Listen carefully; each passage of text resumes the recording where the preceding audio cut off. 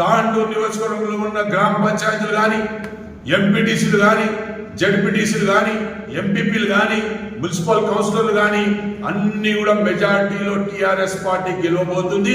ఇది సత్యం. దీన్ని ఎవరు కూడా మార్చలేరు.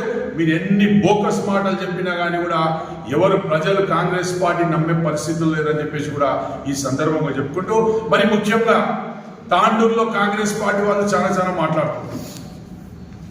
మేము ఇన్ని కోట్లు తెచ్చినాము, అన్ని కోట్లు తెచ్చినాము అని.